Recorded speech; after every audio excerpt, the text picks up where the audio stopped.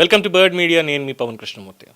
Group 1 జవాబు పత్రాల revaluation are వాల్యుయేషన్కి సంబంధించి దాంట్లో అర్హత లేనటువంటి డ్రైవర్లు, ప్లంబర్లు, సెక్యూరిటీ గార్డులు, అభిమానులు వాళ్ళ ఇష్టం మొత్తం ఒక 66 మందిని అవుట్సోర్సింగ్ ద్వారా ఉపయోగించారు. వేరాస్ 452 మంది సబ్జెక్ట్ ఎక్స్పర్ట్ ప్యానల్ అనేది ఉన్నా కూడా వాళ్ళని వదిలేసి ప్రైవేట్ రిసార్ట్లో, హైలాండ్ ప్రైవేట్ రిసార్ట్లో వితౌట్ ఎనీ సీసీ కెమెరాస్ కానీ సెక్యూరిటీ కానీ లేకుండా పేపర్లన్నీ కూడా అక్కడికి వెళ్ళి మళ్ళీ వాల్యుయేషన్ చేయించారు అన్నటువంటి ప్రభుత్వ ఆరోపణలు, ఎస్ఐటి ఇచ్చినటువంటి అఫిడవిట్, వీటి మీద సూటిగా సమాధానం చెప్పాల్సినటువంటి బాధ్యత ఉన్న మాజీ ముఖ్యమంత్రి వైఎస్ జగన్మోహన్ రెడ్డి అసలు ప్రశ్నలకి సమాధానం చెప్పకుండా మాజీ ఏపీపీఎస్సీ చైర్మన్ గౌతమ్ సవాంగ్ పేరుని తెర మీదకి తీసుకొచ్చారండి. సరే, మరి ఆయనేగా అందులో నియమించింది గౌతమ్ సవాంగ్నే. ఎందుకంటే సవాంగ్ అన్న, తర్వాత సుబ్రహ్మణ్యం అన్న, శామ్యూల్ అన్న, మీరే నా వేలు పట్టుకొని నడిపించి నన్ను ఒక మంచి నాయకుడిగా, మంచి పరిపాలకుడిగా మీరే తీర్చిదిద్దాలి అని ప్రమాణ స్వీకారం తర్వాత ఇచ్చిన విందు కార్యక్రమంలో చెప్పారు కదా. సో గౌతమ్ సవాంగ్ గారిని డీజీపీగా కొనసాగించారు కదా. భావ ప్రకటన స్వేచ్ఛకు ఆయన సరికొత్త స్వేచ్ఛ అర్థం చెప్పారు కదా. అలాంటి ఆయన్ని ఏపీపీఎస్సీ చైర్మన్గా నియమించి మొత్తం అంతా నడిపించింది జగన్మోహన్ రెడ్డి గారు. అందులో మరి ఉన్నటువంటి పిఎస్ఆర్ ఆంజనేయులు, మిగతా వాళ్ళు తర్వాత ఏం చేశారనేది సిట్లో ఏముందనేది అందరూ మనం చూసాం. సో ఇక్కడ సీనియర్ ఐపీఎస్ అధికారిగా, ఏపీపీఎస్సీ చైర్మన్గా ఆయన ఎన్నో సంస్కరణలు తీసుకొచ్చారట.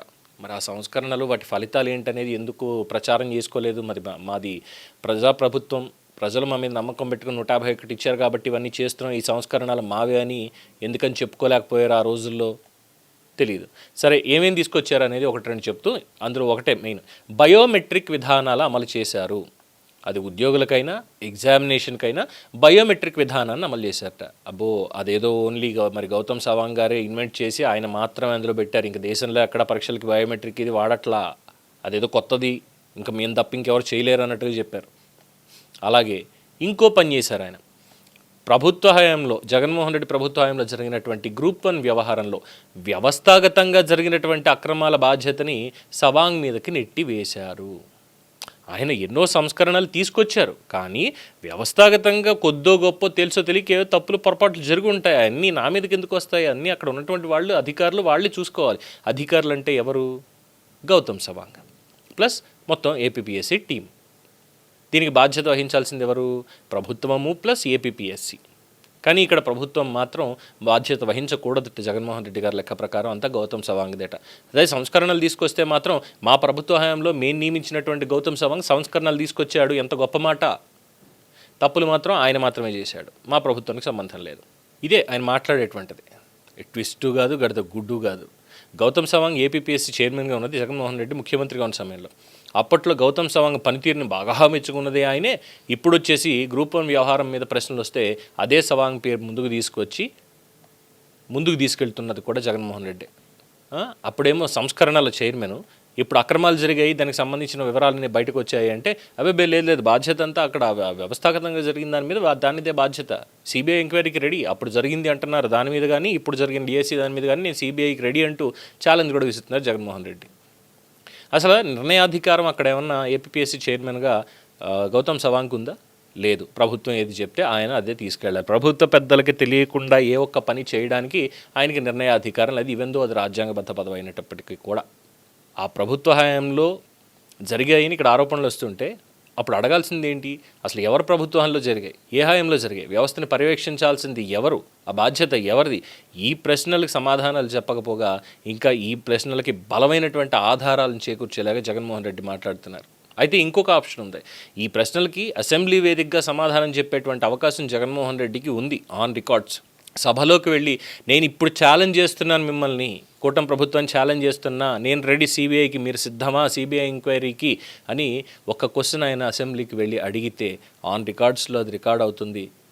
ఖచ్చితంగా దానికి అఫీషియల్ ట్రీట్మెంట్ అనేది ఉంటుంది. కానీ నేను బయట ఉండే అడగడానికి ఎక్కడైతే నాకేంటి, అసెంబ్లీకి నేను ఎందుకు రావాలి? నాకు ఎలాగో ప్రతిపక్ష హోదా ఇవ్వనంటున్నారు కాబట్టి నేను రాను, నేను అడగాల్సింది ఇక్కడి నుంచే పబ్లిక్లోనే అడుగుతా అంటూ క్వశ్చన్స్ అడుగుతున్నారు. కానీ ఇక్కడ ఎందుకు సభగా హాజరు కావడం లేదు అన్నటువంటి చూస్తే ప్రభుత్వం చెప్తున్నటువంటి ఆధారాలు లేదు, వాళ్ళు చెప్తున్న ప్రతి ఆరోపణ అన్నీ కూడా అబద్ధాలే, రికార్డులతో మేము నిరూపిస్తాం అని చెప్తున్నటువంటి జగన్మోహన్ రెడ్డి మరి అవన్నీ ప్రజల ముందు కాకుండా ప్రజల ముందు ఉన్నటువంటి అసెంబ్లీలో ఎదుర్కోవాలి, అక్కడ పెట్టాలి అన్న ఆలోచన ఆయనకి ఎందుకు రావడం లేదు? ఇదే రాజకీయంలో ప్రస్తుతం వైరల్ అవుతున్నటువంటి క్వశ్చన్. సభకు వెళ్ళి గ్రూప్ 1 మీద ప్రభుత్వ ఆరోపణలు ఖండించడం, తన హయాంలో జరిగినటువంటి దాని మీద ఏం జరిగిందో వివరించడం, రికార్డులను చూపించడం, దీంతో ఆయన వాదనని బలంగా వినిపించేటువంటి అవకాశం ఉంది. కానీ ఆ మార్గాన్ని ఎంచుకోకుండా బయట నుంచి ఆరోపణలు విమర్శలతోటి సరిపెట్టుకోవడం ఎందుకు అన్నటువంటి అనుమానాలు కలుగుతున్నాయి. సో గ్రూప్ 1 వ్యవహారం మీద వచ్చిన ఆరోపణలకు సమాధానం చెప్పాల్సిన సమయంలో డిఎస్సి పరీక్షల దర్యాప్తు మీద ప్రభుత్వం భయపడుతోంది అంటూ కొత్త అంశాన్ని తెర మీదకి తీసుకురావడం కూడా రాజకీయంగా ప్రస్తుతం చర్చకు దారితీస్తోంది. గ్రూప్ 1లో ఏం జరిగింది, ఎవరి హయాంలో జరిగింది, ఎవరి బాధ్యత అన్నటువంటి అసలు ప్రశ్నలకి సమాధానం ఇవ్వకుండా మరో పరీక్ష, మరో దర్యాప్తు, మరో అంశం మీద పోరాటం మొదలుపెట్టడం అంటే అసలు విషయాన్ని పక్కదారి పట్టించేలా ప్రయత్నం అనేది వినిపిస్తోంది. అంటే ఒకప్పుడు తన ప్రభుత్వంలోనే కీలకమైనటువంటి బాధ్యతలు వహించిన గౌతమ్ సవాంగ్ని ఇప్పుడు అదే ప్రభుత్వ హయాంలో జరిగిన వ్యవహారానికి సమాధానంగా ముందుకు తీసుకురావడం, మరోవైపు అసలు ఆ ఆరోపణల మీద నేరుగా స్పందించకుండా డిఎస్సి చుట్టూ రాజకీయ హంగామా చేయడం, చివరికి అబద్ధాలని కూడా నిరూపించగలం అంటున్న జగన్మోహన్ రెడ్డి మరి అవి అసెంబ్లీకి వచ్చి అబద్ధాలను నిరూపించడానికి ఎందుకు సిద్ధపడడం లేదు? ఇదే అడుగుతున్నారు ప్రశ్న. రాజకీయంగా చూస్తే ఇప్పుడు జగన్ వాదనలో అతిపెద్ద వైరుధ్యం కూడా ఇలాగే ఉంది. సవాంగ్ ఉన్నప్పుడేమో సంస్కరణల చైర్మన్ మేమే తీసుకొచ్చాం, మేమే మా ప్రభుత్వమే చేసింది, అందులో అనుమానం వచ్చి మొత్తం అన్ని చెక్ చేయిస్తే లేదు ఇందులో మొత్తం అంతా కూడా ఇన్వాల్వ్మెంట్ వీళ్ళదే ఉంది, ఇంకోటి లేదు అనగానే జగన్మోహన్ రెడ్డి ఇమ్మీడియట్గా సవాంగ్ సంస్కరణలు తీసుకొచ్చిన చైర్మనే కానీ వ్యవస్థాగతంగా జరిగినటువంటి వాటికి మాకు సంబంధమే ఉంటుంది అంటే పూర్తిగా తీసుకెళ్ళి ఇది గౌతమ్ సవాంగే చేశాడు అనేటువంటిది ఆయన చెప్తున్నట్టుగా ఉంది. పైగా దానికి మళ్ళీ ఇది ఎక్కడ బ్యాక్ ఫైర్ అవుతుందో అన్నటువంటి పాయింట్తో దీని మీద సిబిఐ ఎంక్వైరీ కావాల్సిందే, ఆ గ్రూప్ 1 మీద కావచ్చు, లేదంటే ఇప్పుడు డిఎస్సి మీద కావచ్చు, దీనికి ఎలాగైనా లింక్ తీరాల్సిందే. ఆ లింక్ పెట్టకపోతే జగన్మోహన్ రెడ్డికి నిద్ర పట్టదేమో అన్నటువంటిది ఉంది. మరి అప్పుడు ఏం జరిగింది అనేది అందరికీ స్పష్టంగా తెలుసు, including each and every minute డీటెయిల్స్తో ఉన్నటువంటిది. మరి ఇంత డబుల్ క్రాస్ చేసుకుంటూ డబుల్ టంగ్ అదే రెండు నాలుకల ధోరణి ప్రదర్శిస్తూ రేపన్న రోజున కోర్టులోకి వెళ్ళిన తర్వాత సార్ ఇందులో వ్యవస్థాపరంగా ఇంత తప్పు జరిగింది, దీనికి కారణం ఇగో పైన ఉన్నటువంటి వీళ్ళ ప్రభుత్వంలో ఈయన ఆదేశాలతోటి లేదంటే ఈయన ఆలోచనకు అనుగుణట్టుగానే ఇలా చేశారు అని చెప్పి పెడితే అప్పుడు కోర్టు మొట్టికాయలు ఎలా కనిపిస్తాయో.